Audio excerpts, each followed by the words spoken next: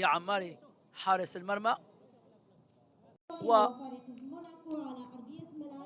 جمايل أنفو رؤوسول غني أقرب إلى توقيع الهدف الأول. كرة في الجهة اليسرى، تمريرة ضربة راسية، صد الحارس. كاد النصيري المهاجم لم يتحكم في الكرة بشكل جيد.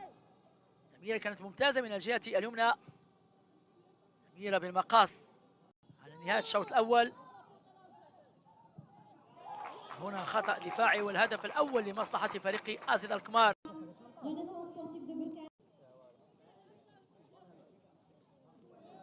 خروج الحارس يتحمل مسؤولية حارس مرمى في الهدف الأول. اليمنى خطيرة محاولة، كارفاليو فرصة وهدف ثاني لمصلحة فريق أسد القمار عبر جروت.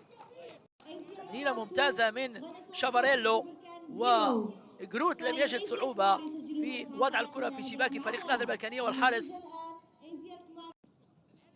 كرة لمصلحة أمين أوباكريم.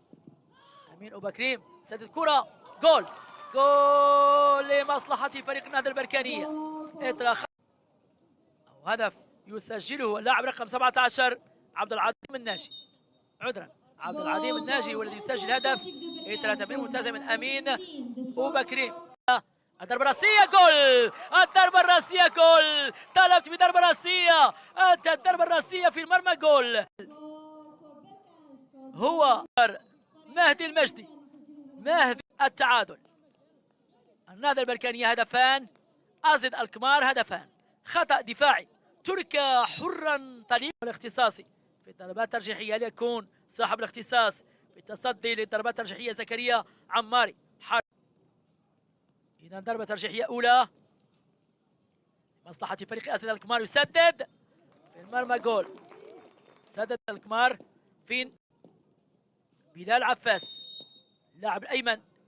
بلال عفاس، بلال سدد كرة، بلال بشكل ممتاز ترك العماري.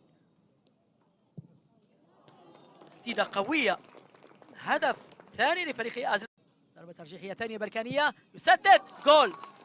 هدف تيم الفرس، يسدد تيم الفرس. القائم الايسر مهدي المجدي، مهدي المجدي الاشول، مهدي المجدي ضاعت الفرصه. هذا تسديده قويه، الكره صدمت بالعارضه. سوف يسدد اللاعب، يسدد هدف. احمد الحزيم سوف يسدد الضربه الترجيحيه. احمد الحزيم سدد الكره، الرجل صد الياف، سدد، صد الحارس، صد الحارس زكريا عماري. امين اوباكريم، امين اوباكريم جول. ثلاث حارس الهولندي مونار يذهب الى جهه التنفيذ. لارس بوير، زكريا عماري، زكريا عماري، وتسديده قويه في وسط المرمى من قبل اللاعب النصيري كريم، يسدد.